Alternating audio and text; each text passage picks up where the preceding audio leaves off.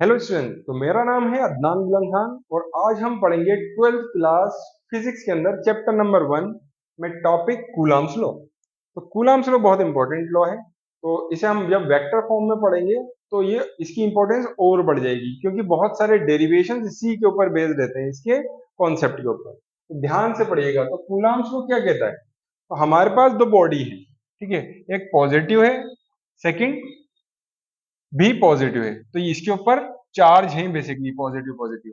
तो positive positive repel करेंगे, इधर फोर्स लगेगी, इधर फोर्स लगेगी। अब कूलम्ब्स लॉ ये बता रहा है कि भाई ये फोर्स जो लगेगी ना, वो कितनी लगेगी।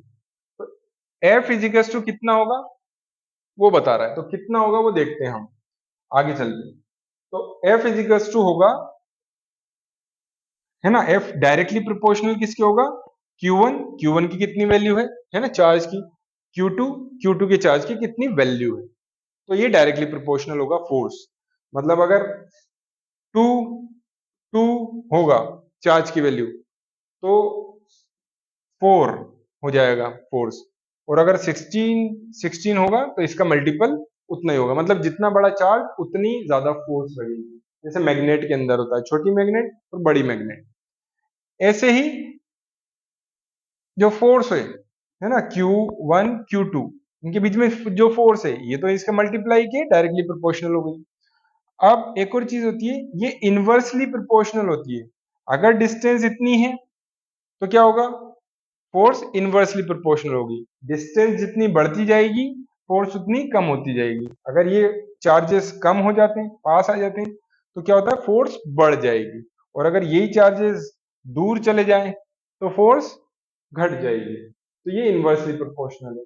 तो F is directly proportional to Q1 Q2 और F is inversely proportional to distance के स्क्वायर। ये एक जैसे एक साथ लिखेंगे तो F is directly proportional to Q1 Q2 upon R square. Proportionality का साइन हटाएं। प्रोपोर्शनलिटी का साइन हटाएंगे तो हमें लिखना है 1 अपॉन 4 पाई एप्सिलॉन नॉट। तो ये कांस्टेंट है जिसे हम K से रिप्रेजेंट करते हैं, ठीक है। तो ये फाइनल फॉर्मूला आएगा हमारे पास। तो अगर इसे और सिस्टमेटिक वे में लिखना चाहें, है ना, इस पोर्शन को, तो कैसे लिखेंगे? एफ के और Q1 Q2 upon are square, है ना, ये मैग्नीट्यूड फॉर्म के अंदर है। तो ये आप याद रखिएगा। तो ये है बेसिकली, ठीक है। इसे कांस्टेंट बोलते हैं। अब हम डिफाइन कर लेते हैं। तो डेफिनेशन में क्या बोला गया है?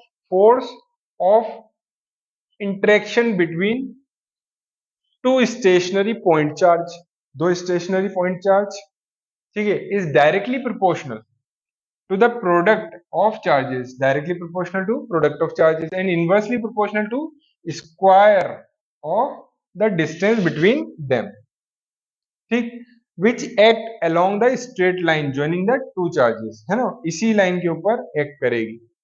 तो ये हो गई कूलम्ब्स लॉ की डेफिनेशन। तो स्टेट बोर्ड में डायरेक्ट आ जाती है ये, सीबीएसई बोर्ड में कॉन्सेप्ट आता है इसका।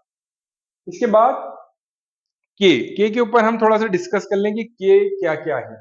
तो हमने जैसे ही पीछे फॉर्मूला देखा था, F इज इक्वल टू के Q1 Q2 upon are square.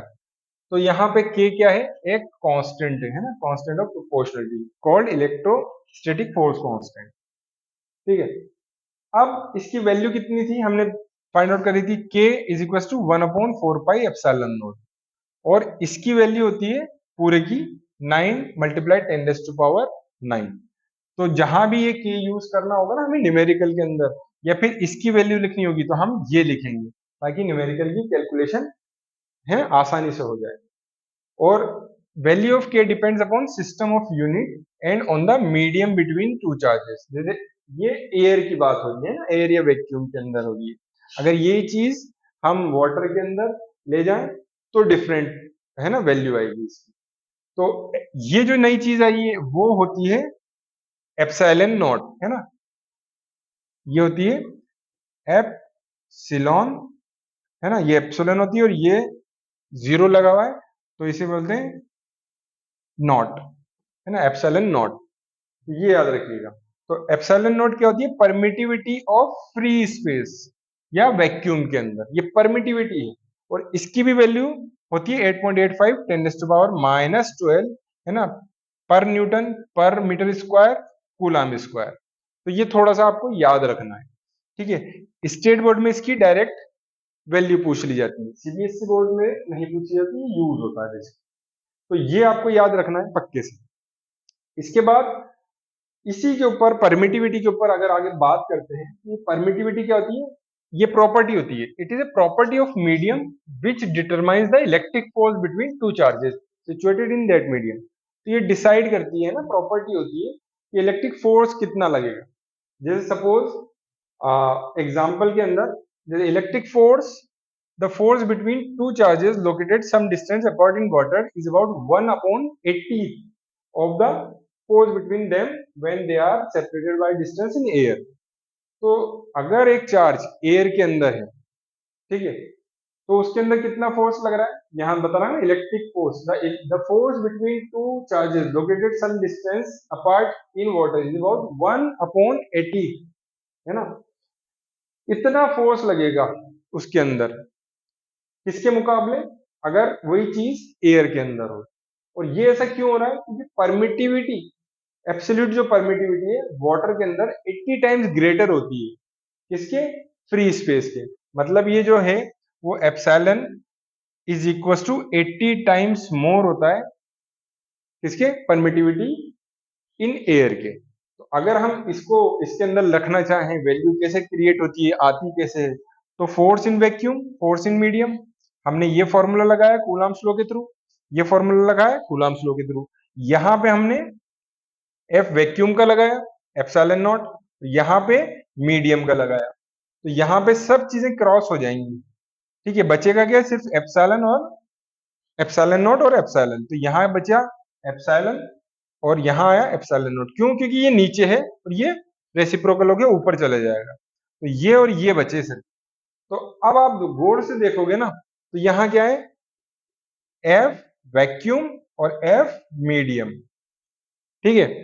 अब यहां पे अगर मैं यहां लिख दूं, क्या लिख दूं, एप्सिलॉन नॉट, कौन सा वाला, 80 टाइम्स एप्सिलॉन नॉट, क्यों, क्योंकि ये बराबर होता है ना, ठीक। तो ये कैंसिल आउट इससे हो जाएगा। तो अब आपको क्या दिख रहा है, अब आपको ये दिख रहा है कि F medium is equal to कितना हो रहा है, 1/80, है ना, 1/80 इसका force in vacuum. Force medium के अंदर कितनी लग रही है, 1/80 टाइम फोर्स इन वैक्यूम पे। तो ये यहां बताया, ये जा रहा था, ठीक है।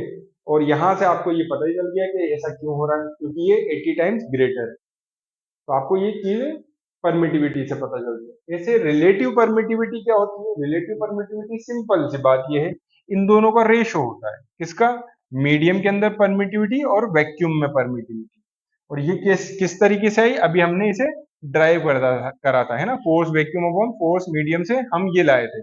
और इसे हम कैसे लिखते हैं, इस पूरे टर्म को के से डिनोट करते हैं ना, कैपिटल के से। और इसे एक और टर्मिनोलॉजी से डिनोट करते हैं, वो एप्सिलॉन आर होती है, ठीक। तो ये होती है रिलेटिव परमिटिविटी, क्या होती है, एप्सिलॉन आर। और इसे के भी डिनोट करते हैं, और के को स्पेशली बोलते हैं हम डाई इलेक्ट्रिक कॉन्स्टेंट, है ना। ये कैपेसिटेंस नेक्स्ट चैप्टर के अंदर और काम आएगा। तो the ratio of the permittivity in medium of the medium to the permittivity of free space, ठीक है, the ratio of permittivity of the medium to the permittivity of free space is called relative permittivity.